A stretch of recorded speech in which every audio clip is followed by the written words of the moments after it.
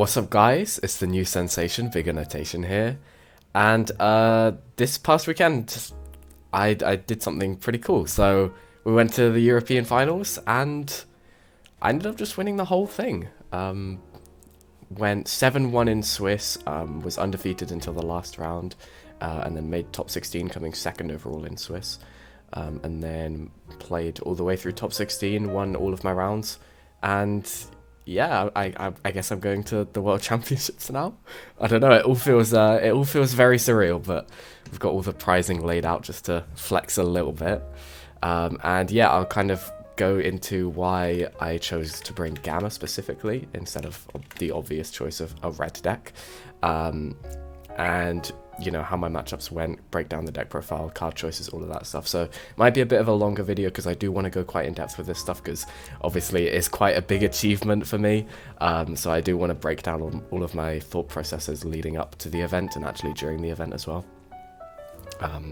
So I do feel like that's going to be some important information to get out, so we'll get right into that. So as you can see, I played Gamma 1 and 2. So not a red deck, surprisingly enough. If you know me at all, then you know that I'm a blue player. I'm pretty much never going to play red. I think I've only played like 2 red decks, one of those being Pan when that when that first came out, because I just wanted to try a red deck, because that would have been the first red deck I played, so I just wanted to try it out. And then the other red deck that I've played really has been Cooler Mill. And that doesn't really count as a red deck, it's more of a mill deck with blue cards in as well.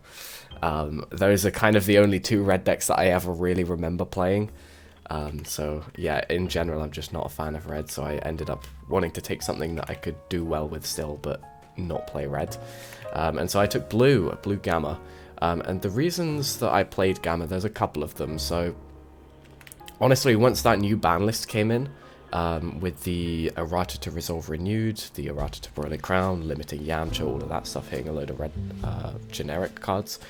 One of the first things I thought of was Gamma, because Gamma's weaknesses are kind of the, well, during the format before the ban list came out, Gamma's weaknesses were broiler crown, you can't really respond to it, you can't really do anything about it because you're untapping 3 every turn, and they're just gonna use the Gogeta Unison or the Gogeta Leader to play it from their hand, and then you can't counterplay it or anything like that, because if you do counterplay in window 1, they just keep it in their hand and then they can hardcast it or play it later in the turn with one of the other skills, and then you're just losing your super combos, your negates from hand all the time. It's just really hard to play into Broly Crown before the ban list.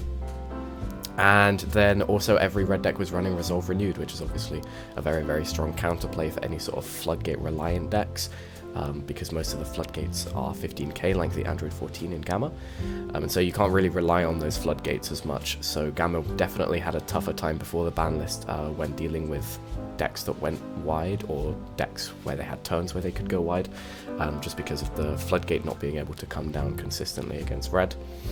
And Broly Crown just kind of being able to see what options you had at any point that they wanted, and then take out a super combo, a floodgate, a counterplay, anything like that. So once that ban list came out, suddenly like Broly Crown can only be played for 1 energy, so that means you're always able to counterplay it if you have your Unison down, because you have the Android 18 counterplay. And Resolve Renewed is limited to the Vegito deck, which obviously means that red players are going to have to look into other sources of counterplays, and a lot of the other counterplays rely on you having a Unison out. So Omen of Awakening is a big one, I think. You can technically play it without a Unison down, but it then costs 2 full energy and you crit a life, so it's quite expensive. It can put you quite behind in terms of tempo. And if you think about it, you're trading 2 energy and critting a life for the Gamma players 2 energy and discarding a card, and the discard and crit a life are kind of the same thing, but the 2 energy is definitely much more valuable for a red player, because Gamma has the ability to untap so much energy that their energy management can be a little less efficient than the red player, and they can still kind of keep toe-to-toe with them. So trading energy like that is really, really good for a Gamma player, and it's the same logic when it comes to Broly Crown as well. You're trading the 1 energy that is played off the Broly Crown for the 1 energy that you use for the Android 18 counterplay, but because you're the control deck, you're happy trading 1 energy for 1 energy, because that's a loss in tempo for the aggressive deck, which being the red decks in this case.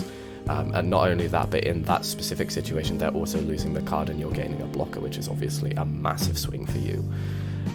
So those are kind of the reasons I chose to bring Gamma, on top of it being able to just have access to free Dirty Bursts due to the untap 3, free Realms as well. Realm is also really, really strong in this matchup, in this meta, because against red, first of all, it's really strong against rush attack. You'll have a lot of players who get greedy with the rush attack Vegeta, swinging at your leader with the first attack before they can give it barrier.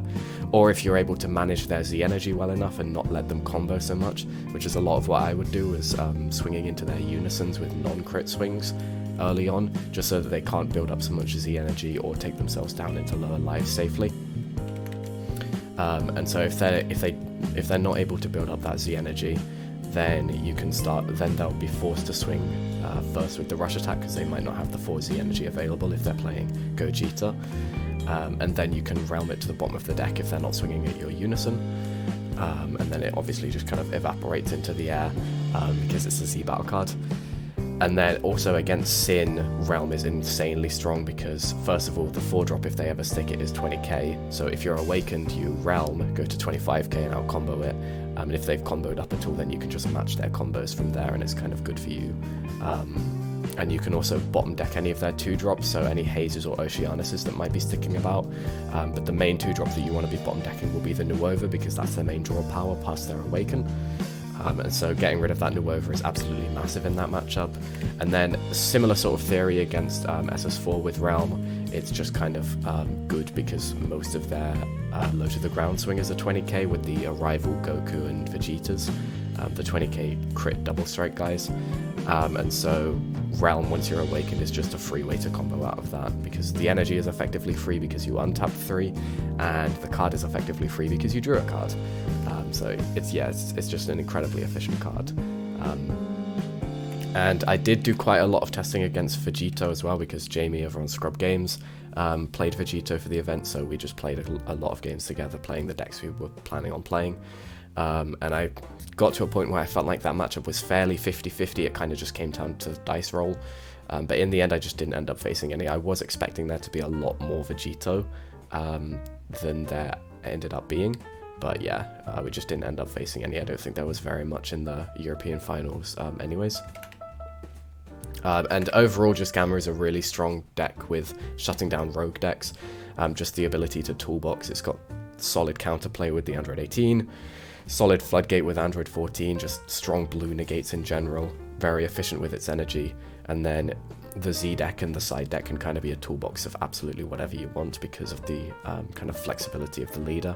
Other than locking you to Android cards for your opponent's turns, the leader is like incredibly flexible just with the untaps. So from there, I guess we'll get into the deck.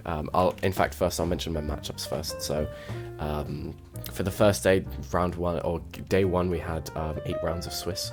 So round 1, I was against Green Gotenks. Round 2, I was against SS4 Gogeta. Round 3 against Red Sin. I think in the middle of the rounds, I'm not entirely sure which order they are. So like round 3 to 5, I'm not sure where these were, because by that point I was like very, very tired, so I stopped keeping track. But round 3 I think was the Red Sin matchup. Round 4 I believe was when I was against Android 16. Round 5 was another SS4 Gogeta, and then round 6 was against Trunks Geta.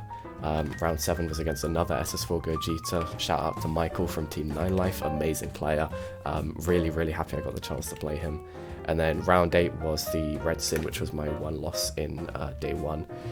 Which definitely shouldn't have been a loss. I absolutely misplayed game 2. You can watch it on the stream from day 1. I fully misplayed game 2 very badly. I had the chance to grab a hard negate on the turn before he was going to kill me. And I thought I already had a dmagic in hand. Turns out I didn't, and so he just swung with a triple strike and killed me.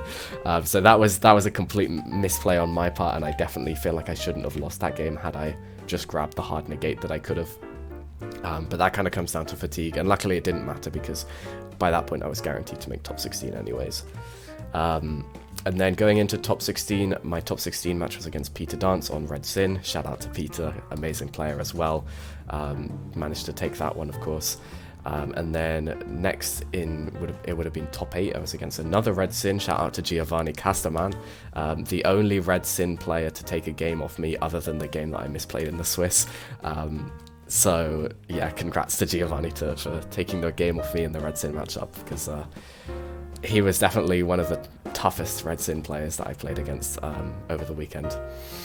And then top 4, I was against another Red Sin, and then for the final match I was against SS4 Vegito. And the last 2 matches, the top 4 and the final match, were both streamed, so if you guys are interested you can go and watch those streams back as well. I'll try and see if I can find the links to them to include in the description for those that are interested in watching me play those games out. But other than that, we'll get straight into the deck profile and the card choices. Just move all this shiny shit out the way. And yeah, so I'll try not to explain too much of what the cards do, because by now most people should know what Gamma does, I think. But we obviously have the leader, just very strong, looking to awaken as soon as possible and then start abusing the fact that you can untap 3 every turn. The one thing to note about the awaken is I found that in testing, when I was playing against Red Sin, I was only ever testing going second, because going first felt like a free win, just because you can Android 18 counterplay their 4-drop back to the bottom of the deck whenever they try and play it, if you go first. But going second, I found that playing the Unison turn 3 is much better than playing it turn 2, most of the time, unless they just draw a really bad opening hand and they're not able to get their 4-drop down. But if they get their ideal opening of like 4-drop double strike crit, that sort of thing, you want to obviously turn 1 leave an energy up for a negate to stop that double strike crit going through. Turn 2, ideally you want to be dropping a realm on the aggressive so that you can bottom deck their 4-drop, take a marker off their Unison if they're running the Unison variant, or just swing into something that they have, and then obviously remove the Sin with the realm. And then turn 3 is when you play Unison, Awaken, and then play the 4-drop Android 17 and 18. If you have another copy in hand, if you have only the 1 copy and it's in your energy, then you just have to risk it and hope you hit an Android off the top. But most of the time you'll find that you're okay to find 2 copies. And then you can use that 17 and 18 to bottom deck their 8-drop if they play that. Because they won't be able to give it barrier because you'll have been on 2 energy when they dropped it. So you can bottom deck that. And when you're on 2 energy during their turn 3, you'll then have 1 energy open to negate any of their attacks, and that means that you can play around Broly Crown. You can use dmagic to only untap 1 energy rather than just 2, and then you can play around Broly Crown, get your Unison live turn 3, and then add 3 back to untap 3, and then you have your counterplay live as well. So that's kind of the ideal way you want to play against Red Sin going second with this deck, because then you can play around Broly Crown super easily. You can play around just like anything that they have available. But enough of my ramblings, we'll get straight into the deck profile. So we've obviously got 4 Unisons, and then 4 top 5 searchers. This is obviously an incredibly strong card now that with the Z deck, because this sets up your Unison upticks every turn. You get a free combo, and then you can Z charge these as well. So like ideally you want to be finding multiples of these, and obviously finding your Unison in your opening hand, because that just sets you up for the game for Z energy. Really, really strong. And then I'm running 2 of the Android 18 top 5 searches. This is just an extra consistency piece to help you see copies of these early on. Really came in clutch for me, just helped me see my Unison most of the games. I think there were like maybe 3 games that I didn't see my Unison for a while. One of those being against Peter Dance in the Red Sin matchup in top 16. I didn't see a Unison until turn 5 that game, but still managed to pull it out. Very, very close game. But yeah, this is just an extra consistency piece, and there are some times where you just charge this as a multi because it negates the energy exhaust.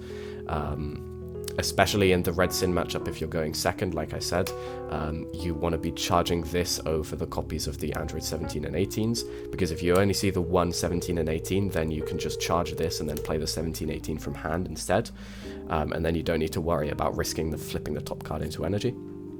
That's for the turn 3 play that I mentioned before when going second against Red Sin. Speaking of the 17-18, we run 4, just an incredibly strong card, 2 energy, 20k dual attack, removal piece. It's like I'm playing Blue Bojack again, to be honest. Yeah, just a great card, and obviously a check land for your 9-drop cells. Speaking of which, We have the 3 9-drop cells. You definitely don't need 4 anymore. I know when Gamma first came out, this was just your only play from turn 4 onwards, but you definitely don't need 4 of this anymore, because you have the Z deck.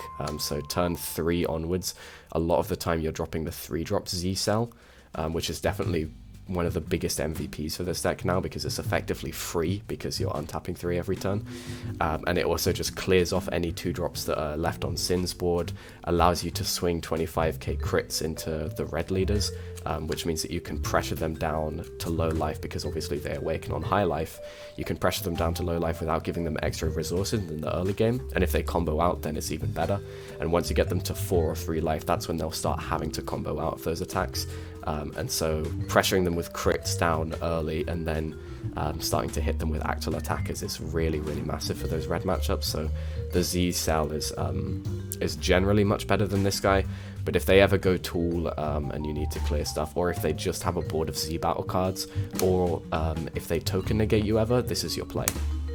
I feel like a lot of what you want to be doing with Gamma, similar to Blue Bojack as well, is you want to kind of create a board, not during your opponent's turn like with Blue Bojack, but during one of your turns. You want to create a board, swing with it, apply a bit of pressure, try and kill their unison if they have one, swing your crit to their face, and then try and make sure that your board survives. If enough of your board sticks, then you can start pressuring their leader, especially if you've crit them down to 4 or 3, then you can start hitting them in the face.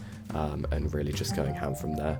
But it is really a case of sticking a board down and then swinging, and then kind of seeing what negates or floodgates they might use. So if they use a violent raise, you're then obviously not going to use your energy to drop this cell. You drop the other cell, absorb their board, and then swing 2 25k crit swings in. If they drop a token negate, then you can drop this cell to clear out the token and get 2 more swings in. That sort of thing. Like you want to be having a board and then being in a situation where you can swing and put pressure on and force them to negate, and then depending on what they react with, you can then react with your own energy for that turn. And if they like floodgate you out, like there were some games where against SS4 Gogeta, they drop the SS4 Vegito secret rare, their leader becomes 25k, then they might use their Son Goku Bean combo card to make their leader 30k for my turn. And then even some people were running Unending Awakening just to boost it up another 5k. So there were really times where I just couldn't swing through SS4 Gogeta leaders. And so I just, instead of even trying to pressure them with any of these cards, I'd swing, get out as many negates as I could with the board that I'd already developed, and then just tap 5 for Vegito and go from there. So I really think a big thing about this deck is trying to build a board and then start swinging and then react to their negates accordingly. And then in terms of energy fixes, it's pretty self-explanatory. We have 4 17s and 2 18s. There is an argument to go for a 3-3 split, because in case you play against blue ramp, because I am the main thing I'm worried about playing against with this deck is blue ramp. So I'm very, very happy that the ramp Beerus in top 8 got knocked out, because otherwise I just lost. There was no way I was going to win that matchup, unfortunately. So there is an argument to go for a 3-3 split just to help the matchup against blue ramp, but I feel like because I was prepping for a mostly red scene, the Android 17 is just better, because when they floodgate you out, or when they Z-awaken with Sin, that sort of thing, then the 15k swings aren't going to matter, but you can just kind of tap 1 for an Android 17 if you have the spare energy, and it's going to stick unless they drop their secret rare, and then it's either extra combo power or extra swings for later on. And then the obvious is the 4 Android 18 Let the Battle Begin. What I didn't mention with the top 5 searches earlier is that the Android 14 and 15 top 5 searcher cannot grab this card because it's not a red ribbon army, but the Android 18 top 5 searcher can, which is another reason why I'm including 2 of that card in the deck, because that search is for 5 cost or less androids, so it can actually grab this card, which is really, really strong, especially for that red matchup. Against red Gogeta, you want to be always using this on Broly Crowns, and against red Sin, you want to use this on their 4-drops primarily, or Broly Crown if it comes up sometimes. But most of the time, yeah, you want to be digging for these as much as possible and making sure you have at least one in your hand against every red matchup that there is. And so that's another reason why we're running the 5-drop Android 18 as well, just top 5 search for this. Because then if you have both the top 5 searches in hand, you can top 5 for a unison with the red ribbon one, and then top 5 for this off the Android 18. And then that's just like a really, really strong hand from there on, as long as you have good defensive cards to combine with that. In terms of floodgates, we're running the 3 Android 14s. I was initially considering siding a 4th copy, and I think that could honestly be worth it. My side deck is a bit... some of the cards are not the best choices, I don't think, in hindsight. But I ended up just sticking with 3 of this in the main and 0 in the side. My logic being, and I think it is very sound logic and I do kind of stick to it, is that even though Resolve Renewed is gone for most red decks, against Vegito obviously it is still a thing, so you cannot rely on this card. But especially going into game 2 and 3, there will be people who are siding other counterplays, Omen of Awakening, Pilaf Missile, that sort of thing, where even if they are reliant on a unison, there are times where they will tap 2 for them, or where they'll just have a unison that's stuck about because they're wolf-fanging most of your 15k swings into it, or that sort of thing. So there are definitely turns where you cannot afford to rely on this card, and there are also a lot of turns where you don't need to rely on this card, where most people would try and rely on it, where you can just kind of let them swing through. There was a turn that Giovanni mentioned to me after our game, where he saw this in my hand. He saw me grab it up off of a top 5 search, I think, something like that. And then I just stuck it down into my energy so that he couldn't Broly Crown it out my hand. And then he started swinging through. I didn't have another copy of these, so I didn't drop it on him. He started swinging through. I was able to defend it fairly efficiently, had some realms to deal with. Some of the guys that he had just some hard negates as well. So didn't need this card to defend one of his more explosive turns. And then next turn, once I had an Android 18 counterplay to back up to protect from Broly Crown again, I just grabbed this guy back up, went, okay, pass turn, just negate, counterplay the Broly Crown, and yeah, we just kind of went from there. And yeah, he came up to me after the game and was like, yeah, that turn where you did that just completely ruined me for that game. So yeah, I think a big part of this deck also is when you don't have that Android 18 counterplay, you can just slam your cards into your energy to protect them. And in the finals match, I was doing that a lot against SS4 Gogeta because I was on 6 life for a lot of the game. So I just started charging all my super combos because even if he does Broly Crown me and I don't have the counterplay, I don't want him ripping out those super combos. Most of the time I did have the counterplay though, luckily. And then we have 3 Android 19 negates. I think this card is just really, really efficient right now. I was originally running it at 4, but I had to cut it down to 3 to find some space for another card, which we'll get into later. But yeah, this card is just amazing. It's a searchable hard negate, which is the main thing. You can also just use it as an extra energy because you can obviously pick it up, put it back down as you want. And it's also a negate from energy, so there are times where I would negate this. I would use it as a negate from energy and then try and flip some more useful stuff into my energy because it effectively also draws you a card when you do that. Even though you have to discard a card, you get to see another card into your energy, which if it's an Android is then obviously a playable card. So that's kind of efficient. It's kind of like, again, the similar sort of blue Bojack logic in that you're flipping cards into your energy when you do that. But this guy's just really good because you need to be defensive with this deck against red, and this is going to help you do that. Plus, there are times where it's just a 5k combo off your board if it sticks about, because they'll be wanting to minus through your 15ks or your potential swingers. So they're not going to prioritize this guy. And if this guy does get minused off, especially in the early game against Sin, it will get just minused off the board if you use it as a hard negate. It's another 5k in your drop for your unison, so if you don't see your top 5 searcher, then that's another 5k for you. But having an early negate that's live that can also be used as energy and can also be searchable is massive. Especially going second against Red Sin, you need those early negates because you need to stop the double strike crit when you're on 1 energy, and then the triple strike crit when you're on 2 energy. And this plus dmagic is kind of how you're going to be wanting to do that. So the fact that this is searchable is absolutely huge for that matchup.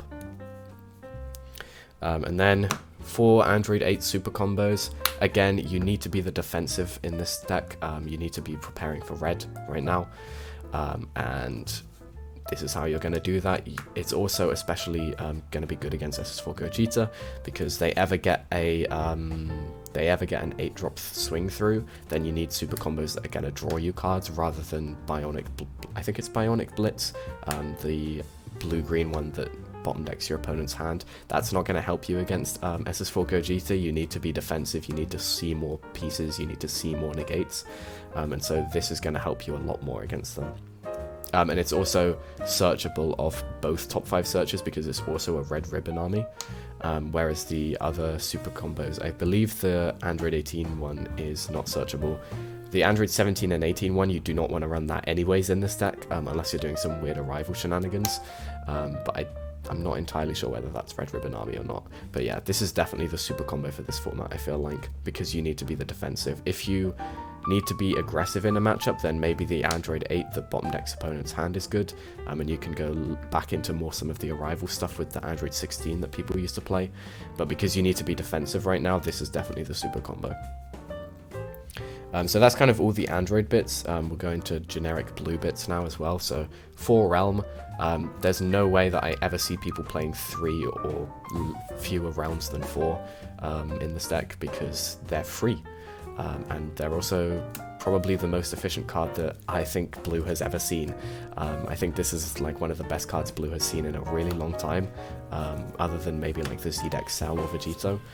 But in terms of early game defense, this card is insane, and I've loved it ever since its release, and so the fact that it's effectively free in this deck because you're untapping every turn is just insane. Just such a good defensive card, deals with Sin super efficiently, helps a lot with the Gogeta early game, and yeah, just incredibly, incredibly good. And then we are on 4 dmagic as well. Originally was trying this out at lower ratios, but felt like 4 was just amazing. Because early on against Gogeta and Sin, you need to be defending your unison a little bit, and you also need energy open so that you can have the Android 18 counterplay available for their aggressive plays. So dmagic is really how you do that. You can dmagic, most of the time you want to see this for your turn 2, so that once you've got the unison down, and you've got the 1 energy from Awakening, then you can dmagic to untap, go up to 2 energy, and then you have energy for Android 18 counterplay in case they Broly Crown you, or play something that you might want to actually counterplay like the 4-drop Sin. And then you also have an energy open for the Android 19 negate, or a Realm, or any other sort of defensive card.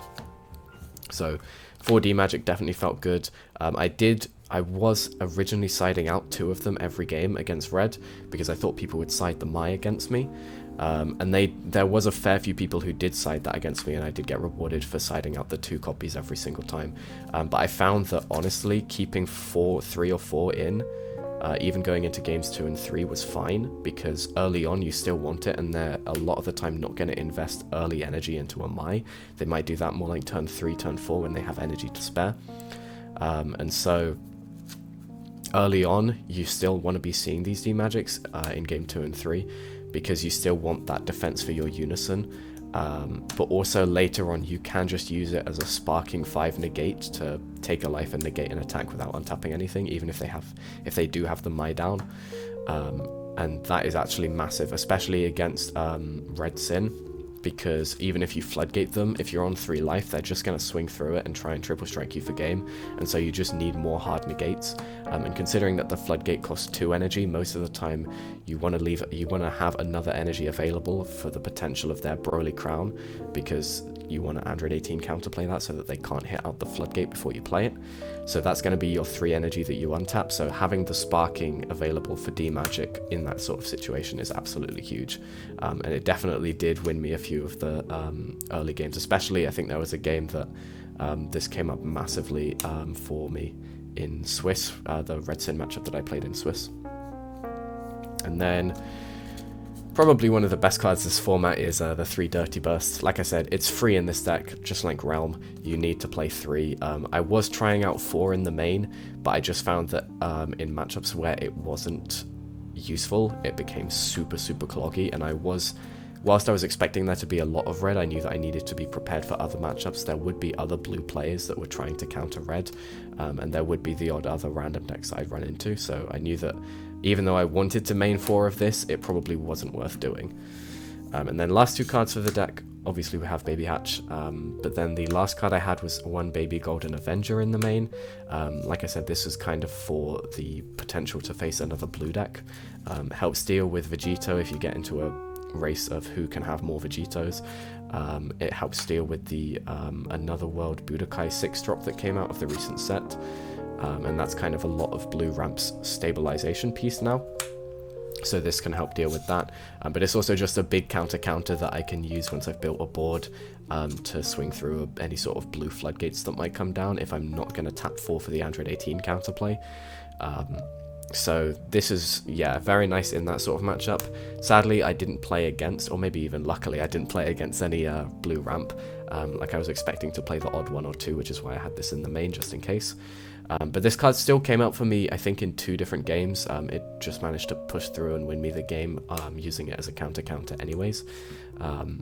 So it's still, I'd still say it's worth running. It could definitely just be moved into the side deck. I do have another copy in the side deck for those blue matchups.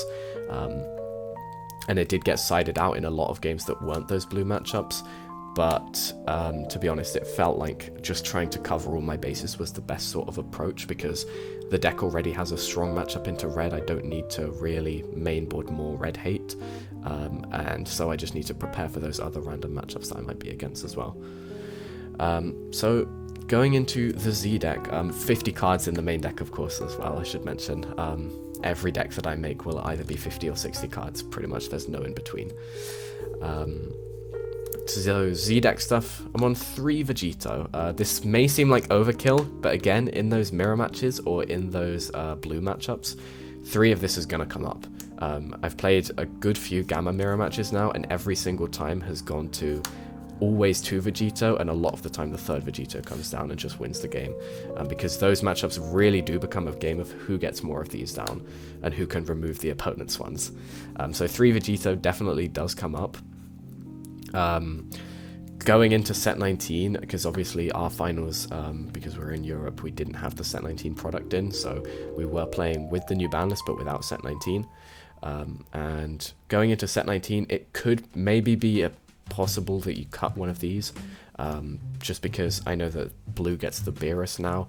Blue gets a lot of good new Z battle card stuff, so you would have to cut some of this stuff to make space for it. But the Beerus will also be able to obviously remove this card, so you cannot rely on this card as much.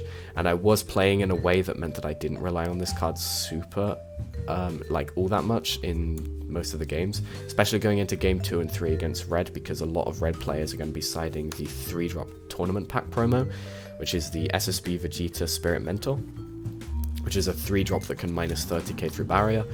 And that did come down against me when I was playing against Michael in Swiss. Just to remove, I think he actually used it on a Celzi battle card in the end because he just needed to get rid of it. But yeah, it's mainly going to be an answer for this card, so you really can't rely on this card going into games 2 and 3 against red.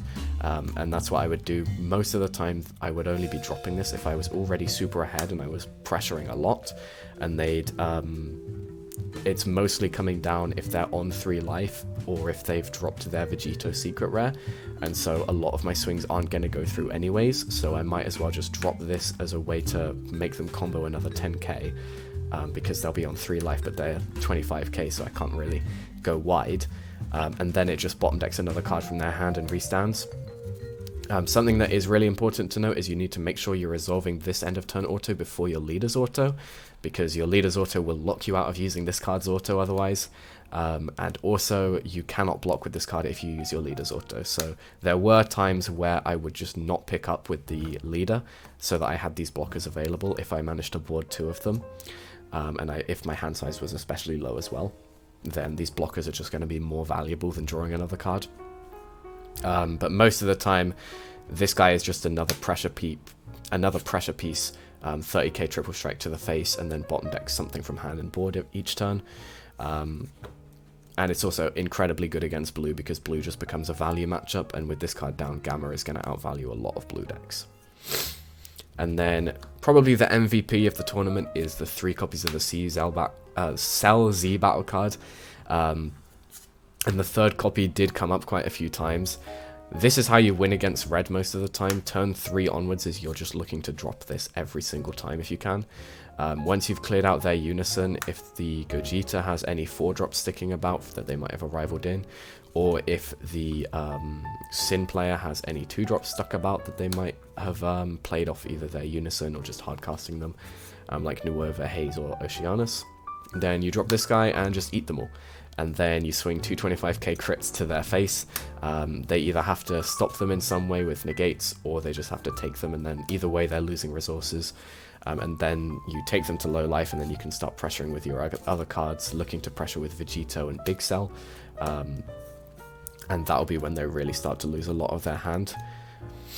And then the last Z battle card we have is the one of Goku. I was originally running one of the green Freezer, but because it's 2 specified green and it kind of needs another green battle card to get its full use out, this card just felt a lot better, especially because later on with this deck, you just build up Z energy that you don't need, so you have the 3 Z energy available to you.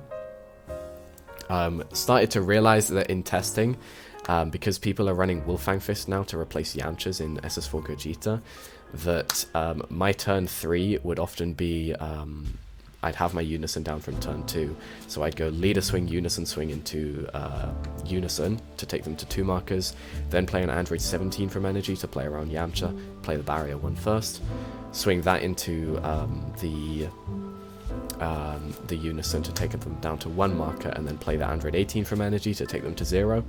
That would leave me with an energy up though, but I didn't want to play the dual attacker from energy in the case that I flip a non-android into energy off of that and the top 5 searcher, because that would choke me out of androids for the turn 3. But a lot of people now obviously running Wolfang Fist, so they can minus off the Android 17, leaving their Unison on 2 markers, and then you can't play around Yamcha anymore, and you also can't kill their Unison anymore, even if you do play the Android 18. So you then have to rely on the Android 17 and 18 dual attacker, and if they have another Wolfang, then obviously that's not going to go through anyway, the risk is all for nothing.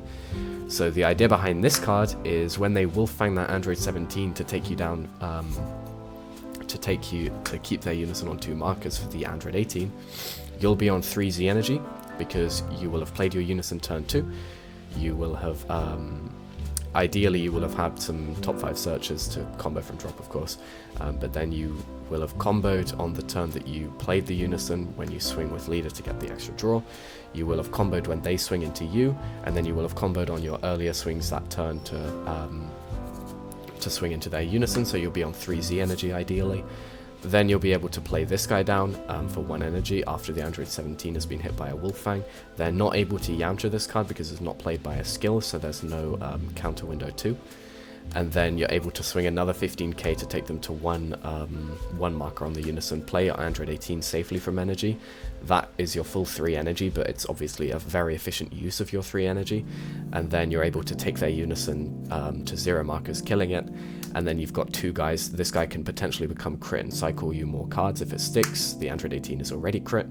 They're probably not going to stick for the next turn, but it's just nice to have bodies on the board, of course. But the main thing is you've dealt with their Unison, you've cost them cards from hand, and you've built your own board. And so if they do stick for the next turn, you can start thinking about dropping your Cell Z battle card, eating up anything they've got, and then just swinging all crits to the face. And if they replay their Unison, then it's too late. You're already just going to be able to kill it again next turn and every turn after that.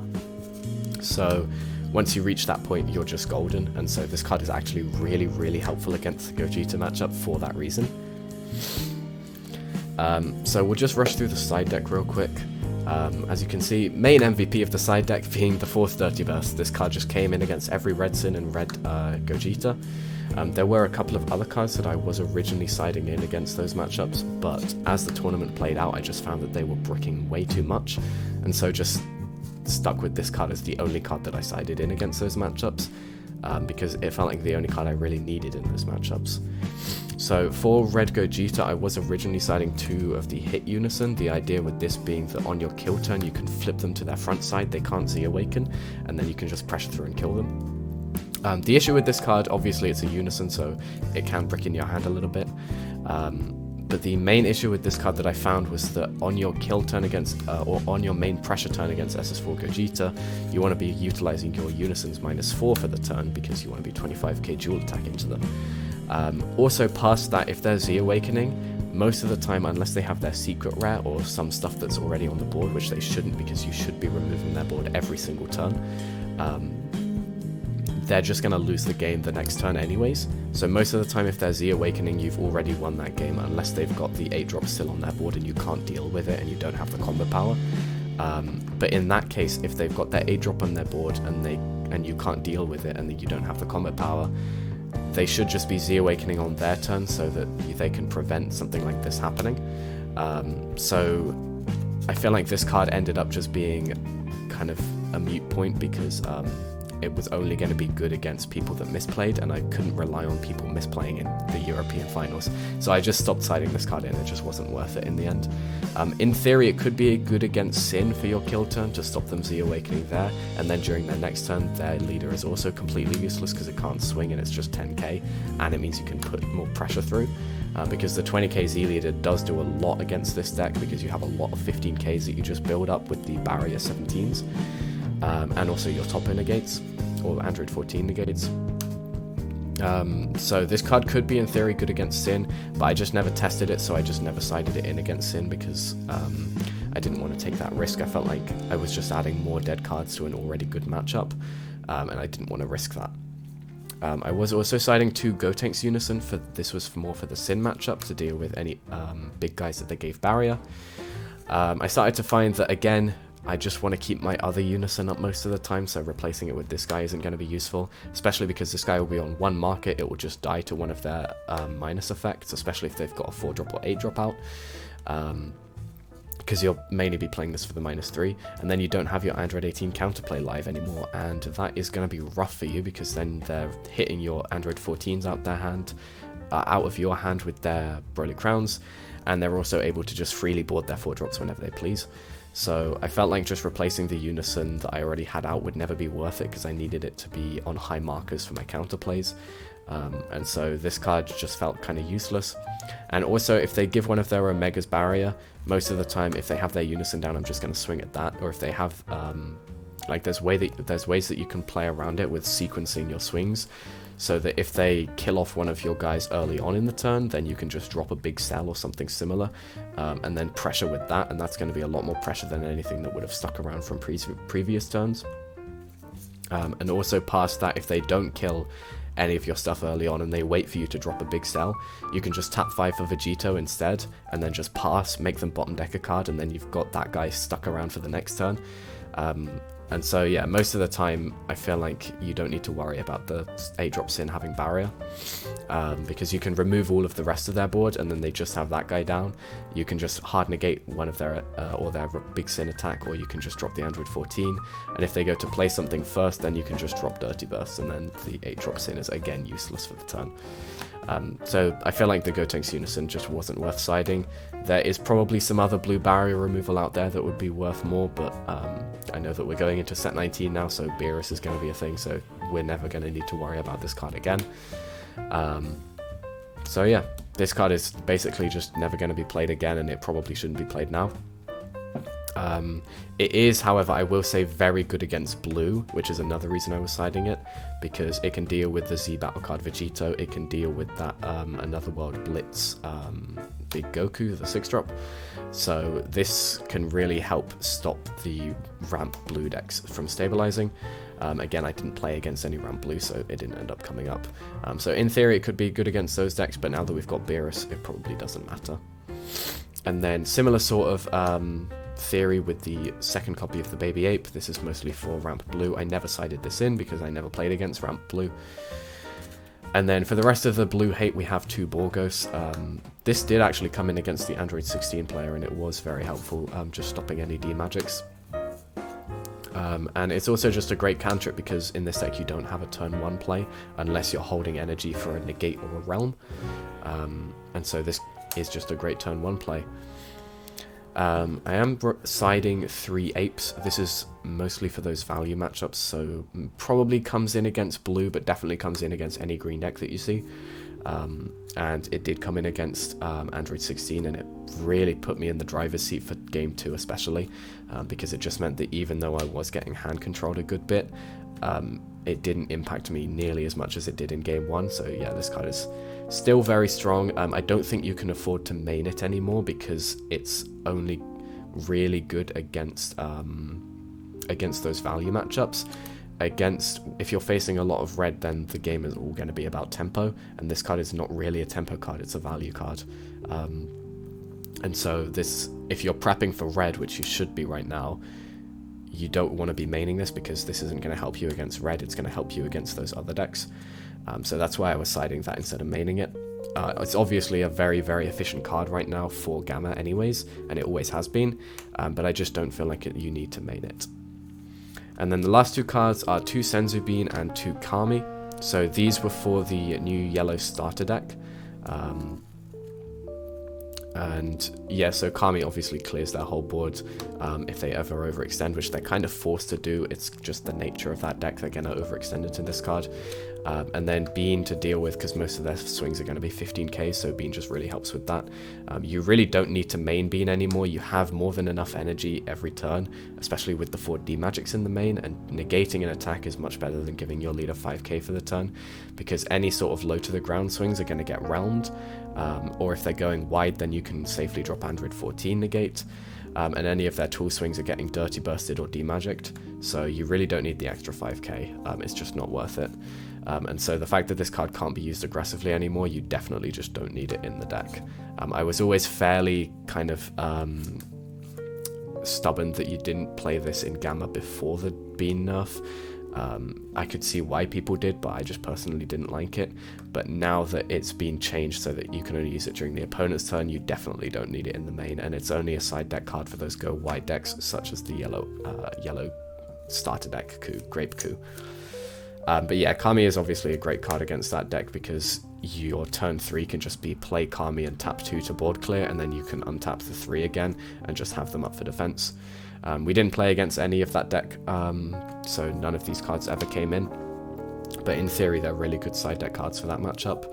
And I feel like that's a lot of the case with the side deck. Because I played against so much red, I didn't need to side in all that many cards. Mostly it was just the one dirty burst that would come in instead of the baby ape in the main.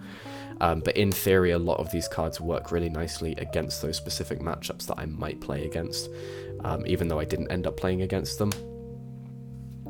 And so a lot of the side deck, even though it didn't get used, is still very good in theory, just to use against those other matchups that might come up that aren't SS4 Vegito or Red Sin, of course. But that is going to be it for the Gamma deck profile and for my kind of breakdown of how the event went.